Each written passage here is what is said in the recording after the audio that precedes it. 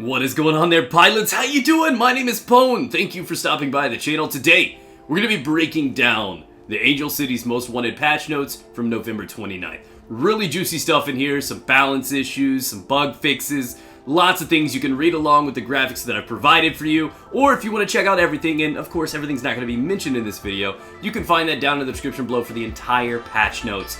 But if you guys are new here, what's going on? Subscribe, stay tuned, leave a thumbs up, support the channel. Titanfall 2 is not very big on YouTube, and it starts with us. Let's get this going, get some hype built. So, let's start the list off solid. Angel City Remastered has been added to all playlists, and a 24/7 playlist was created too. That's going to rotate through a few different game types, and they say if it's populated and people enjoy it, it'll stay around as a permanent thing, which is interesting. Something for an entire map dedicated to it is kind of cool. They've also added an in-game store for cosmetic additions. They heavily emphasize that this is not pay to win. This is purely for appearance alterations, and this is a cool thing. Some of them are pretty awesome, affordable, even packs.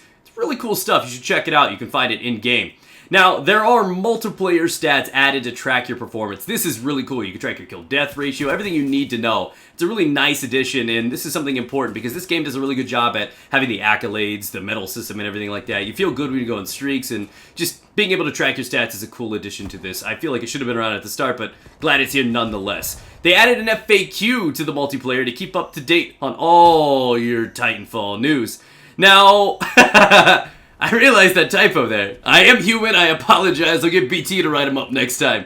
But the Titanfall news can be issued inside of this edition. You can have all kinds of different questions, comment answers, things about the game, updates, and of course the patch notes. You can read them from inside the game. Right now you can boot it up, that's really, really cool. So moving over to page 2, now this one's cool, I mean highly arousing stuff. They added an FOV slider to console, up to 110 maximum FOV. This is big because there are very few games that have this feature on console. This is great. I feel like PC is commonly used at around 90 FOV. I'm old-fashioned, I'm old school and lazy as hell. I'm going to keep it at 70 because I can deal with it and it doesn't really change too much of my gaming experience for me personally. But this is great because a lot of people love this. So you may want to learn and tamper around with what is a good, comfortable sweet spot for you.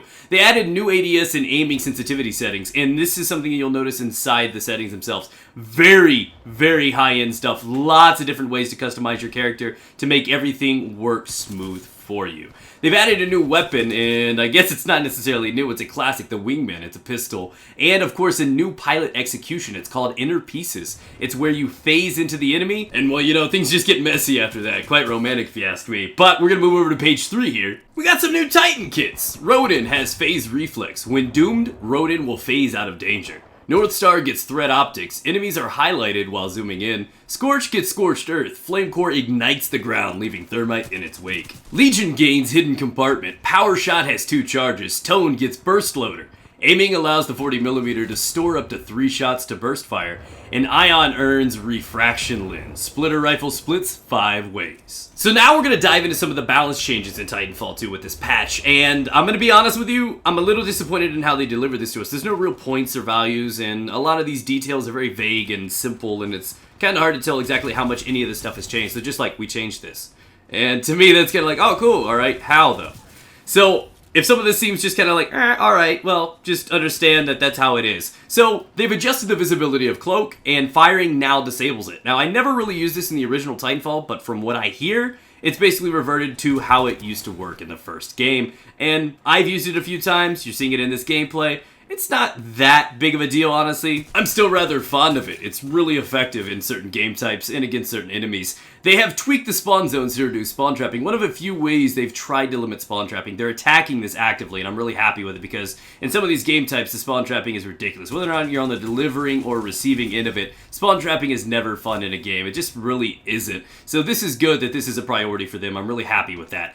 Bounty hunt point values have been adjusted. We're talking about individual point values for the AI that you kill. And honestly, they've pretty much overhauled this in quite a few different ways. Too many things to list. So if you're somebody that plays Bounty Hunt on the regular, you may want to actually read up on the patch notes yourself because you're going to want to keep track of this. Or you could just play it and you'll pick up on it sooner or later. They've reduced the amount of core meter earned by killing AI in attrition and Bounty Hunt. As for the weapon balance changes, the flatline has increased. Oh god, that's strike 2. Very far pilot damage. So, again, this is what I'm talking about. We don't know how much of an increase we have, or increase we have, but you just kind of have to understand that it's stronger, so stronger equals better. The volt has actually been reduced for pilot damage, so that is technically considered a nerf. How much? Guess.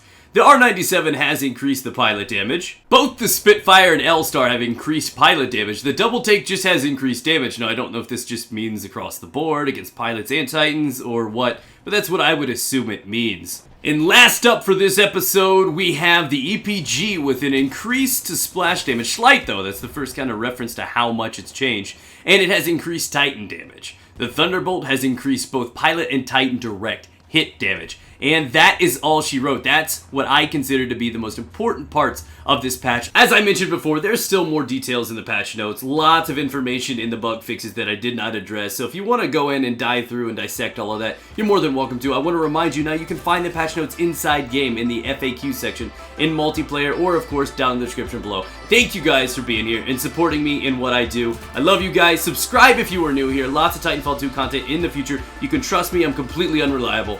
And of course, leave a thumbs up as it really helps the video and channel grow. Thank you guys for everything. You guys are awesome. I'll catch you guys out on the frontier tomorrow.